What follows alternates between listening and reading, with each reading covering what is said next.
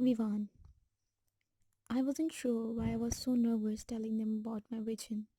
Maybe it was because once it took shape in my mind, it came to life so ferociously that I was almost afraid my friends would reject the idea. Or they would come up with a reason why it won't make sense. I took a deep breath and my mind returned to the moment I had the idea. I was at the Masroor temple at the reserve jungle Masroor Johnny 1. There was a light mist in the air as I walked through the ruins of the sandstone temples. At first, I examined the intricate carvings, no doubt less defined than when they were originally created, and wondered what the other Saskara temples looked like before they were destroyed in a large earthquake in the early 90s. Then,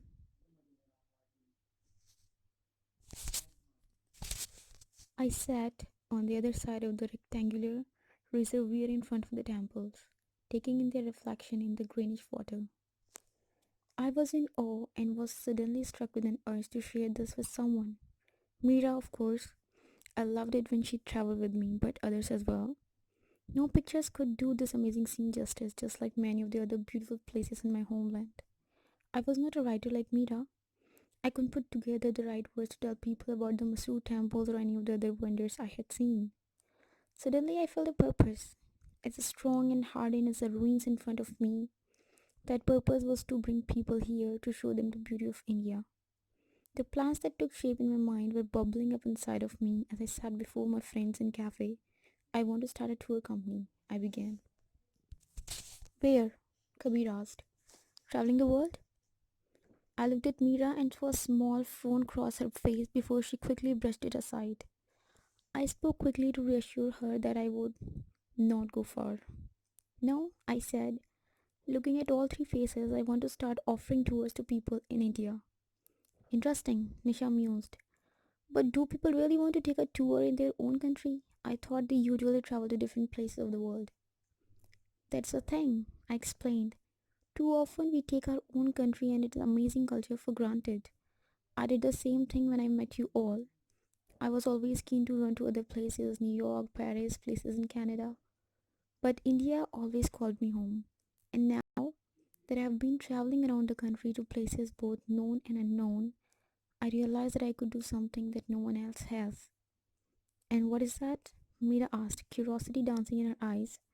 I reached out and held her hand. Think about this, I continued. When you travel, how do you do it?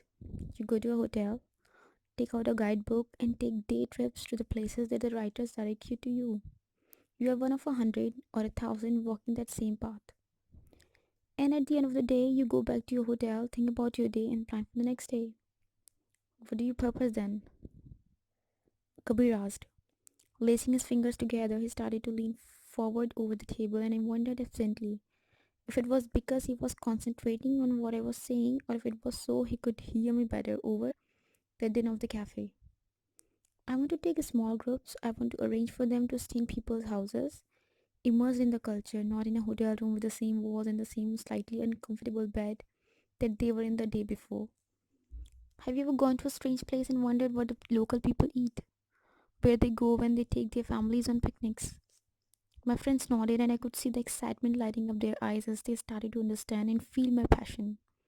In turn, my own eagerness started to multiply, and I could feel the smile lighting up my face as I continued.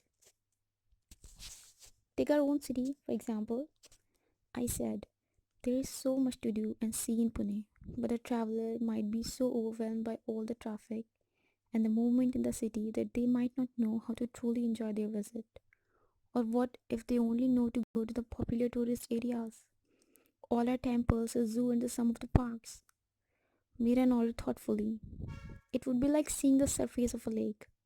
Underneath the surface is a whole other world, a complex ecosystem. But if you didn't know to look there, you would miss so much. Exactly, I said. And there is so much information we can share. For example, people might decide to visit the Tona Fort, but they might not realize that it can take a couple hours to climb up to view it, and there is no place to buy water at the top, so they should bring their own. Nisha nudged Kabir. I seem to recall that happening to us once. Where were we? I can't remember. Kabir threw his head back and laughed heartily. Lohagarh Fort, how could you forget? Mira and I watched the couple exchanging words and then gently brought the conversation back to my discussion. Those are exactly the things that a company like mine could do and bring value to the travelers. I said, a write up on a website greatly differs from going with someone who has those bits of information but it can go beyond the basics as well. If you're going to Rajgarh Fort, you can find important information on any smartphone. But there is so much more than that, what someone is going to read in a few paragraphs on a website, such as Nisha podded. I was happy to have her challenging me. Nisha had an amazing way of prodding people to reach further in what they were doing. It must have been the mother in her, such as I can provide a detailed history of the fort. History is critical for people, although many don't realize it. Mira said thoughtfully, it explains why people do what they do and why they made the decisions they did to shape our country. Although it was very hot in the cafe and I could feel my shirt clinching to me a little, I shivered. Mira completely understood my ambition. I squeezed her hand once again. I was so happy that she was thinking the same way I was. I think it's a perfect idea, Mira said, giving me a huge grin. I do too, Kabir agreed. So, have you decided on a name yet? I nodded. I will call it Musafir. Nisha grinned. Traveler, I love it. Mira and Kabir nodded their agreement. It's a perfect name, Vivaan. Mira breathed. I'm so happy for you, my friend. Kabir said sincerely, you are meant for amazing things and what a perfect way to show people our country. You will be flying even higher than ever. I looked at my friends. I had known they would support me, but I was humbled by their encouragement. What are the next steps? Mira asked. I'll be meeting some investors in Bangalore who might be interested in contributing to my startup. I said it will be on a small scale at first until I grow the business, but I think people will be interested in the concept. Terrific, Mira said enthusiastically.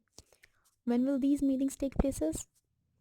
I haven't confirmed anything yet. I said it was important for me to discuss the idea with you three first, but I'm thinking sometime next week. I turned to Mira. Do you think you would be able to come with me? We could have a small holiday together between my meetings with the investors. Let me check. Mira frowned a little, thinking. She reached into her purse, pulled out her phone, and began to check her schedule. Oh, she said, disappointment in her voice. That is when the Delhi Lit Fest is scheduled. But this is important. I can cancel my meetings and come with you. I shook my head. No, no, I said. That's an important time for you as well. But I want to support you, she insisted, a look of determination flashing in her eyes. We are both following our dreams, I said. This is only one step in both of our careers. But it is an important one for each of us. Mira smiled and leaned over for a small hug. That is a very good point, she said. We will have plenty of opportunities to do things together. It's all settled then, Kabir said happily, clapping his hands loudly. Let's get back to our guests and let Gianna open her presents.